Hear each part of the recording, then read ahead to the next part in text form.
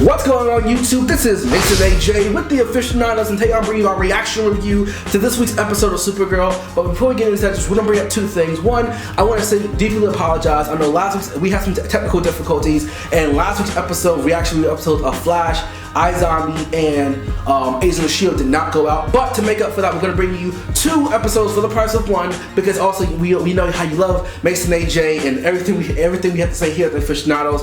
We're going to be simultaneously releasing our reaction reviews of last week and this week's episode, so that way you guys are all caught up. And also, like I said, it's double the Mason AJ, double the pleasure, double the fun, double the nerd action, because I'm just so nerd fabulous. And the second thing I want to bring up is this week's episode of Supergirl actually has it's actually a little bit out of time and place.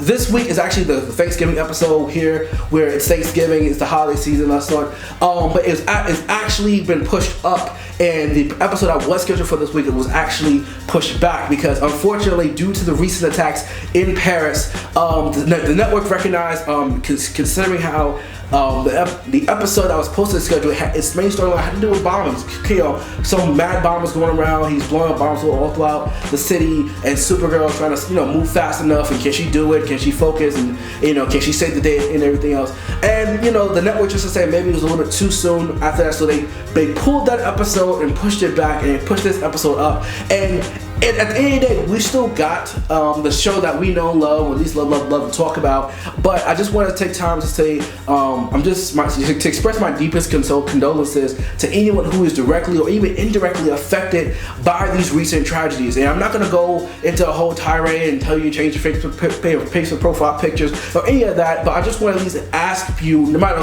who you are or what side of the line you're on in any of the situation, just recognize that people are in fact being hurt. That's it. Just people are being hurt. And it's time like this, while I am not a Superman fan, as you guys have heard many times, at least he's not my favorite superhero, it makes me really wish that there was a centralized figure that we could go to that would inspire people to live to a higher example. But I'm sorry for going on a little bit of a rant, especially completely off topic, but I just wanted to express how I felt, and hopefully you guys can, you guys understand where I'm coming from.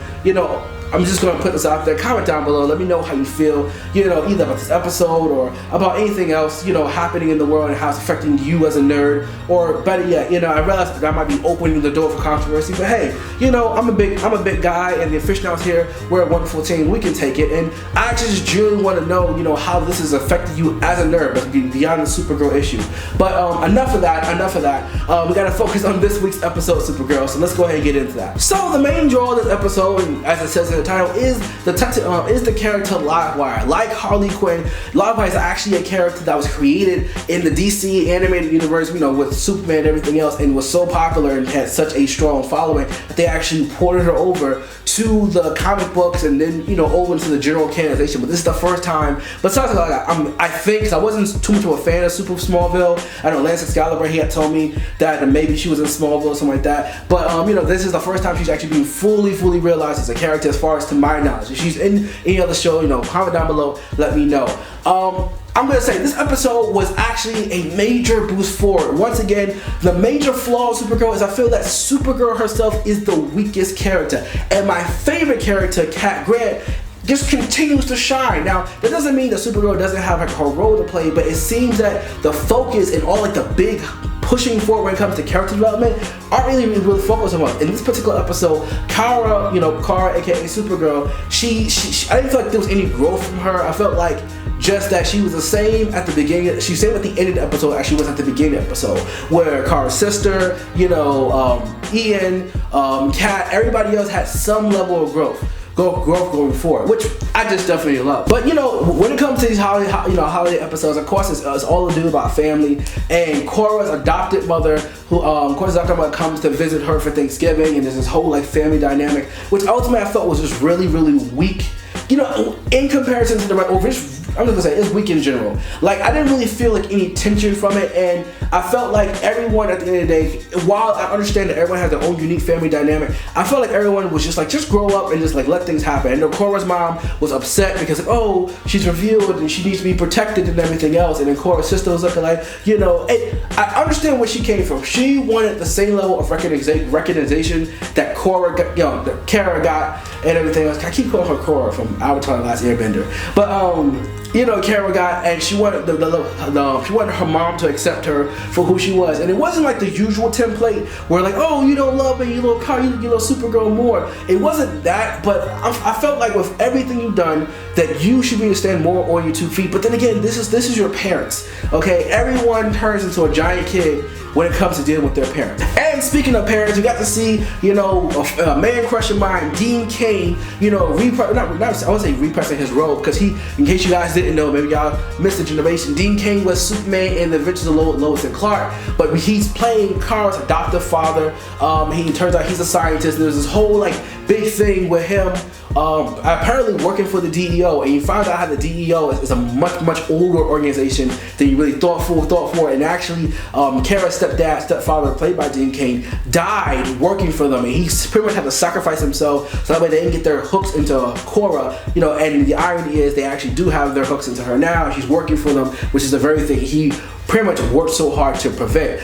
But we also get to see how, like, now, but see, it opens up a giant can of worms, because to be honest with you, the whole DEO storyline was feeling kind of like meh. So now that there's like a bigger mystery afoot, you know, like it kind of brings like fresh life. Like, now I am interested to see what happened with the DEO, and really what happened with the development of Hank Henshaw. I know a couple of episodes ago I made the theory that Hank Henshaw might actually be Martian Manhunter, and then once again his name didn't stick in my head. I always just referred to him as a general, or leader, or the black guy, or whatever the hell it was. So the fact that when one of the people commented down below who, like, yeah, he's Hank Henshaw, and I was looking at it, I was like, oh, he's Hank Henshaw. I get it now.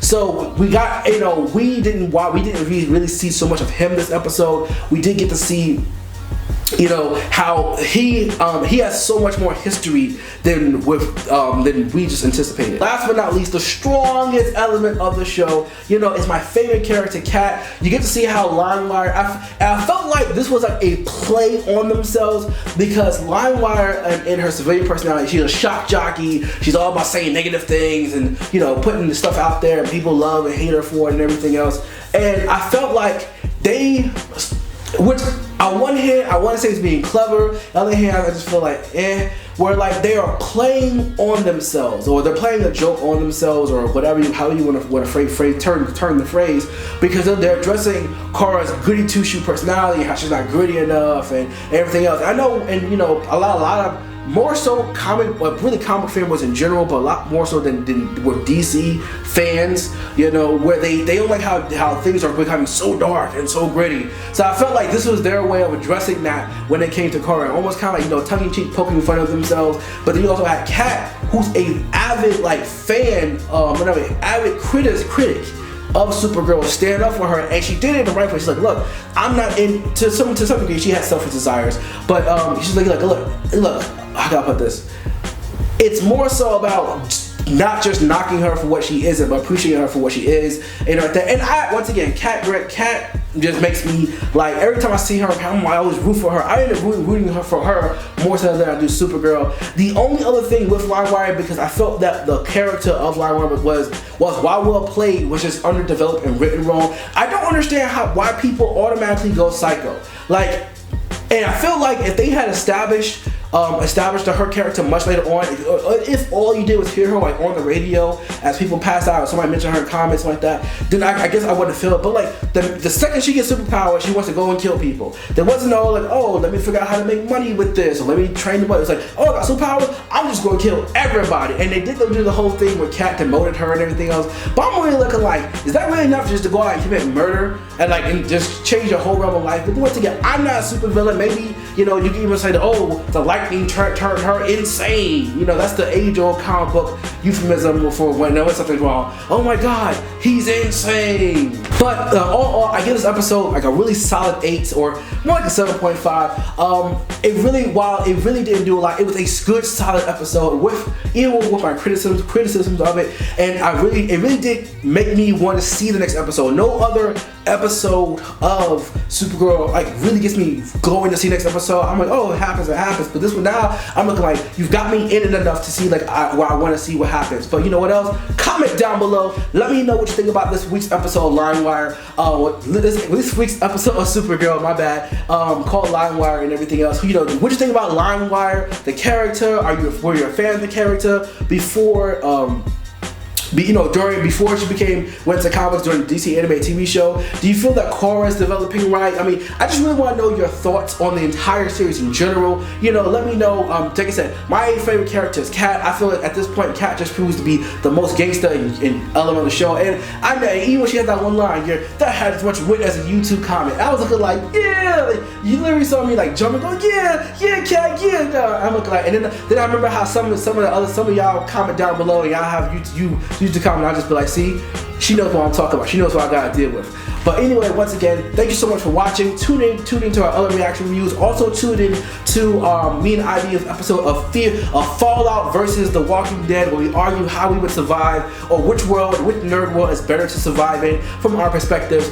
Make sure you just check out the video, hit that like button, hit that subscribe button. This is Mason AJ, and I just got done watching Supergirl. Gonna gun down that settler. Then I look to the side, and I see how it finally turns into 8 other selections in my vats, and I'm looking like, oh, this